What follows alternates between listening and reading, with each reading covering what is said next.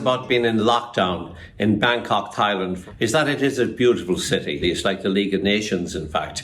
Every race, ethnicity, creed and persuasion is represented here in this most multicultural of cities. And the Thais are famous for tolerance, and the great ethnomusicologist Terry Miller from Ohio said once famously to me that the Thais are the ultimate Unitarians, tolerant beyond tolerant, especially of lifestyles and persuasions. But I've taken to going out to beautiful local places that perhaps during a shorter visit I wouldn't have even discovered, and spending time in reflection, particularly in parks and in temples. And the temples abound here. They're really very much a part of Buddhist life. The overwhelming majority of Thais would be of the Buddhist persuasion. And I go and just sit and reflect the beauty, the quietness of it all in the middle of a great city, to find these places of repose. And I'll take you to one today and say a few words about the Thais and Buddhism, which really isn't a religion for one day a week. It's a way of life that permeates all aspects of society 7 days a week. Well, here I am at a beautiful temple beloved by the Thais. Prakachom Cham is the name of it officially.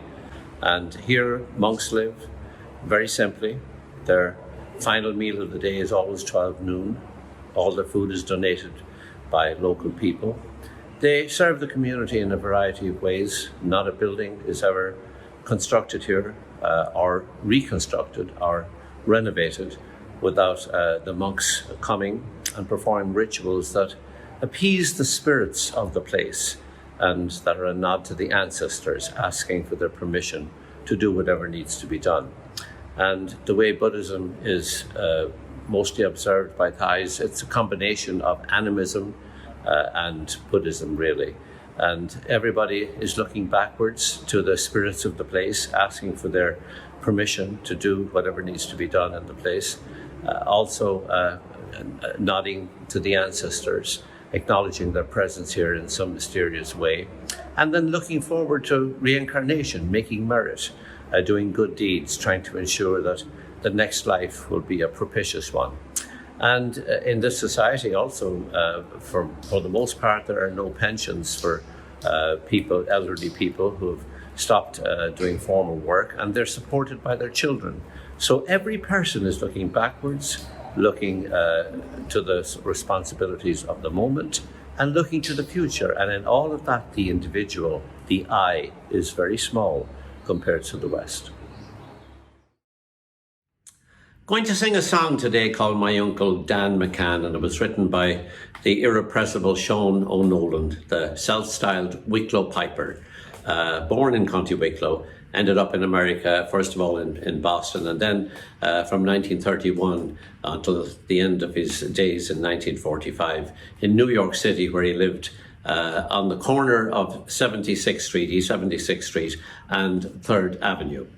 And he was a raconteur, he was a singer, he was a commentator on life, he was a comedian, he was a piper, and he was a song composer. And even though he never bothered to copyright his songs, he has a huge store of songs credited to him in the 1930s for the most part, and had a big effect on singers like the McNulty family, and more of them in a future episode. Never bothered to submit them to the Library of Congress. It was only after his death that an associate of his started to think about copywriting and did copyright some of his songs. But among the songs he wrote was My Uncle Dan McCann, and it's on the theme of immigration. And as is well known, most Irish immigrants that went to America in the 18th and 19th centuries, the 18th mostly from the north of Ireland and from the other parts of the country in the 19th century, in the pre-famine and post-famine immigrations, and nearly all of them went on a one-way trip. when I was doing the research with Dennis Clark and Kirby Miller and Hassia Diner for the movie Out of Ireland, which came out, a documentary movie on Irish immigration in 1994, we discovered that only 5% tops of the Irish immigrants that came to America ever went back to Ireland. There was nothing much indeed to go back to. And a lot of them didn't stay in touch. And we have songs about their experience, which I suppose represent some kind of a collective memory. This song was written by Shaun O'Nolan in fairly comical, whimsical style. That was kind of his forte, about an imagined immigrant from County Galway, a fellow that in the song is called My Uncle Dan McCann. His nephew pursues him out to America after he fails to stay in touch and discovers that he's a very prosperous Yankee man, and he's a congressman as well. Wouldn't we all like to have relations that were as successful as that?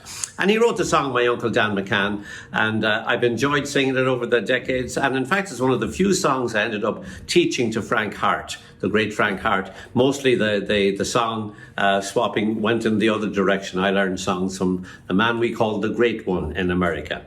Going to perform this along with two of my favourite musicians, Brenda from County Meath in Dublin, singing harmony and playing the concertina, and the wonderful Brian Fleming, who's from all over the place in Ireland, but currently living in Kinvara in County Galway. You could even say for the purposes of this song that he's a typical bit of a Galway man himself on the bowron. So, with Brenda and Brian Fleming, My Uncle Dan McCann. I've lately wandered over here to search for me Uncle Dan. He left the county Galway in the year of 51. Where he's gone to I don't know. I've searched this country high and low, but back to Galway I can't go without me Uncle Dan. Have you seen me Uncle Dan McCann? Typical bit of a Galway man. He came out to the USA in the year of 51. Well, if any old neighbours living here seen or heard of him anywhere, you'd oblige me if you'd help me find me Uncle Dan McCann.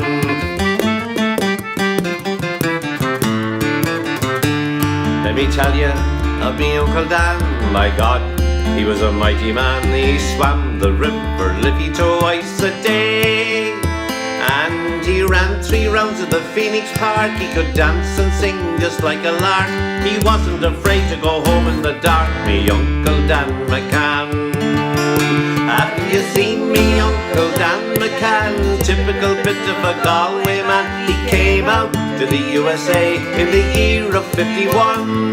Well, if any old neighbours living here seen or heard of him anywhere, you'd oblige me if you'd help me find me Uncle Dan McCann.